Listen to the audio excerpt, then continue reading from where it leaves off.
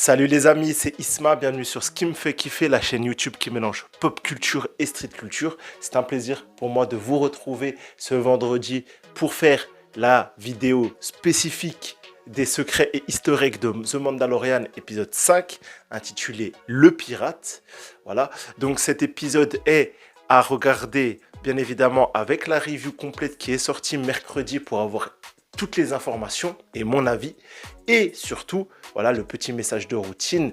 Il est important les amis d'être présent ce soir 21h pour partager vos avis, vos réactions et vos théories avec moi, Stirka et Zino sur la chaîne de ce dernier, donc Zino, ZYHNO, pour participer au live The Mandalorian sur l'épisode de la semaine.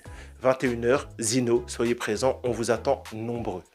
Bref, on va pas tergiverser plus que ça, il n'y a pas beaucoup plus à dire. Voilà, vous connaissez le tralala, likez, partagez, commentez et soutenez la chaîne. Et on attaque tout de suite ce qu'il y a à dire sur cet épisode 5. Et en ce qui concerne les secrets et les easter eggs, bah mine de rien, il n'y a pas grand chose à dire. Oui, c'est triste, mais on a eu un épisode avec beaucoup d'action. Et j'ai quand même relevé 2-3 trucs un peu secondaires, comme l'arrivée du capitaine Carlson Teva, sur sa petite planète qui fait penser un peu à la planète d'ailleurs Ibiza d'Andorre, de la série Andorre. Du coup, le thème, quand il arrive, on peut à peu près reconnaître les thématiques sonores et la voix on va dire, l'intro de Star Wars Jedi Fallen Order. Il y a un groupe de musique que Cal écoute. C'est, je pense, dans l'univers Star Wars, le même groupe. Est-ce que c'est intéressant?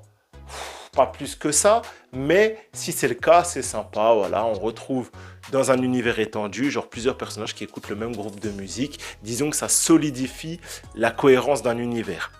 On a également quelques thèmes qui ressurgissent par-ci par-là dans l'action, comme le thème de la rébellion qui est un peu remixé de l'Alliance Rebelle.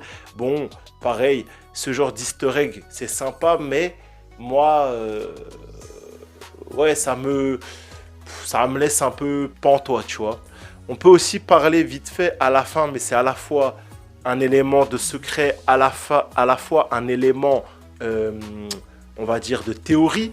Voilà, on sait qu'à la fin, on découvre le vaisseau pénitentiaire, enfin le transport pénitentiaire de Moff Gideon attaqué. On retrouve du Beskar à l'intérieur, plusieurs théories possibles. L'une d'elles est que ce soit des Mandaloriens au service de l'Empire. Il y en a plusieurs. On pense bien évidemment à Tiber Saxon ou Gar Saxon.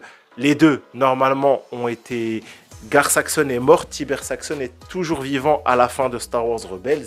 Donc, est-ce que c'est le retour des Mandaloriens liés à l'Empire? Ça peut être très stylé. Et est-ce qu'il y aura un Saxon à leur tête? Moi, j'espère que oui. Pour rester un peu dans ce côté, les clans et leurs successeurs. Comme on a eu jusque-là l'héritier des Vizsla, l'héritier des Vrain, l'héritier des trucs, l'héritier des machins. Bref, de quoi aussi va-t-on parler? On parlait du coup de Rebels et de Tiber Saxon.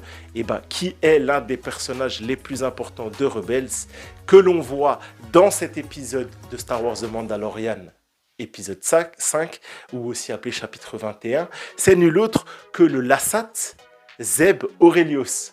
Et ça, les gars, quand je l'ai vu, j'ai un peu crié. J'étais content.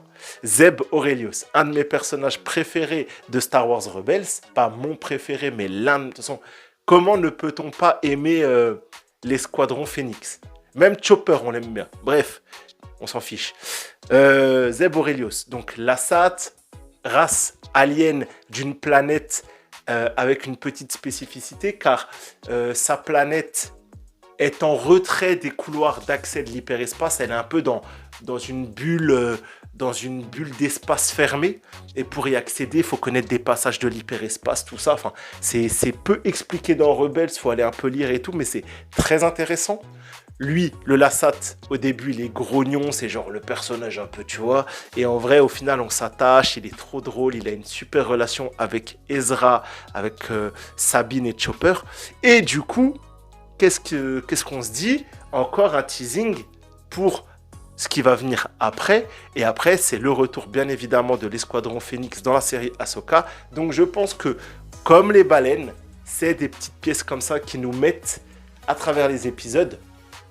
Et c'est ça qui nous fait kiffer, tu vois. Mais en vrai, déjà, on peut se poser la question, pourquoi Zeb Aurelius est sur cette planète? Je crois que c'est Jafari ou un truc comme ça. C'est là où est stationné le commandant Teva. On peut se demander, premièrement, où est Callius? Callius? Ouais, l'officier Callius. Callius. L'officier Callius, donc ancien membre du BSI, qui était un agent Fulcrum, mais qui s'est tourné vers vers l'Alliance Rebelle, tout ça. Du coup, Callius, petit rappel BSI, donc retour avec Andorre, tu vois, la boucle est bouclée. Beaucoup d'interconnexions dans cet épisode, mine de rien, avec Andorre, tu vois. Moi, j'y vois pas mal de trucs. Bon, on aimerait voir du coup maintenant les autres. Où est Callius? Comment se fait-il que Zeb Aurelius soit sur cette planète?